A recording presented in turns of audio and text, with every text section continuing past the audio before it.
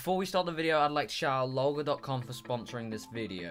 They have an awesome site where you can buy a bunch of in-game currency and items, including all your favorite Rocket League items. Also, make sure you use code Dylbobz to get an easy 6% off your orders. Check out the site, there's a link in the description. But for now, enjoy the video.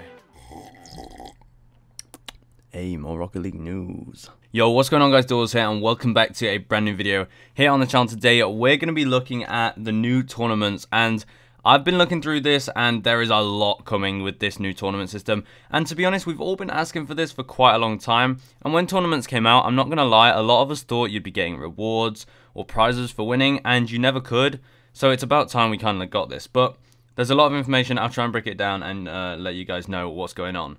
So tournaments are being revamped when the game goes free to play later in the summer. And these are basically what's going to be going on with it. So there's going to be tournaments that actually happen in your region at different times, and they're going to be scheduled a bit like you can see on this picture here. Now, what you can see is, look, you know, there's a time like 9:45 AM, 1:30 PM, and there's different types of tournaments, so 3v3 tournaments, there'll probably be 2v2 tournaments and solo tournaments as well. There's a bunch of different ones, I think, or actually no, there'll only be 3v3 to start with, but I'm sure they'll change it and make 1v1 tournaments, 2v2s, etc. But also you can solo queue into a 3v3 tournament and get random teammates. So you know, you can queue a tournament even if you don't have a full size squad with you, which is great. Now there's going to be tournaments for different ranks, and the way it's going to be based is off your competitive rank. So let's say you're a diamond in competitive, then you'll join a diamond tournament with other players in diamond. But let's say you're a diamond player and your two friends are both in gold. All three of you join, you'll still be in a diamond tournament, so it goes off the ranked player with the highest rank in competitive. Now, there's going to be 32 teams in each tournament, and in the first sort of round, you know, if you win, you go through. If you lose, you're instantly eliminated. However, in the first round, if you're eliminated, then you get a second chance to try at victory, which is actually going to be a different bracket for people who lose the first round. You'll get to play in a mini bracket there, and then obviously it's a bit like RLCS, how if you lose, you sort of go for the losing bracket, and then you can actually get into the final that way. It'll be similar to that. So if you do lose the first round, you know, you'll go against all the other people that lose the first round.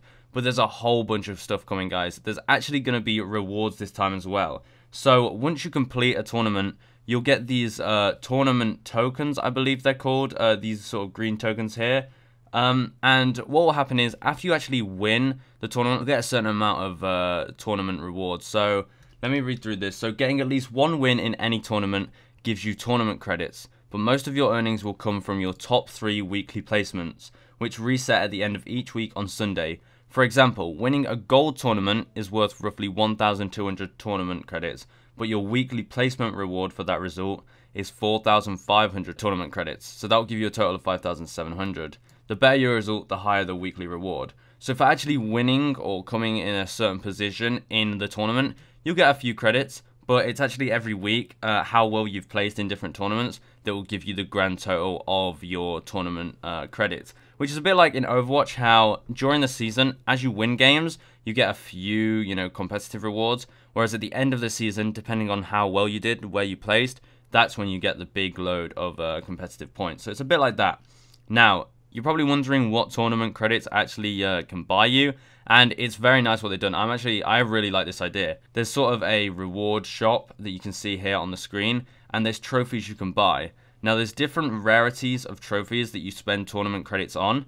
As you can see, there's a bronze one here, a gold one here, and if you look here at this locked reward, it says finish top 8 or better in a diamond tournament.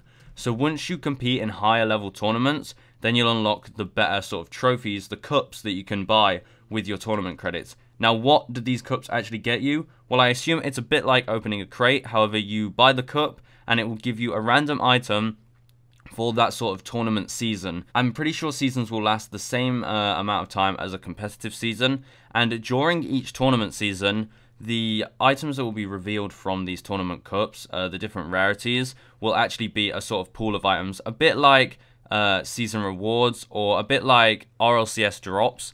They'll be like that, and you can actually get them painted or certified, and you can actually trade them up to a higher rarity. So let's say you get a few exotic items from the cups, and you know you want to trade them up, you can actually trade them up to higher rarity, which is of course the black market. Now there can actually be a bunch of stuff. It says here that there's going to be there can be wheels, there can be sort of black market decals, and there can be gold explosions. And obviously they're not going to be ones that exist now, guys. They're going to be brand new items, and they're going to be exclusive to the particular tournament seasons. So let's say season 1 we get a bunch of these cool items. Season 2 we can no longer actually get those other items. We can only get the items from the current season, which is awesome. I mean, it makes them a lot more exclusive, makes you actually want to play the tournaments, which you know, I kind of like the idea. And then a few more things is, obviously, if you leave a tournament early, like let's say you just abandon the match, then you will get a 15-minute matchmaking ban, and you'll also get a 3-hour tournament ban, which will probably mean you can't compete in the next tournament.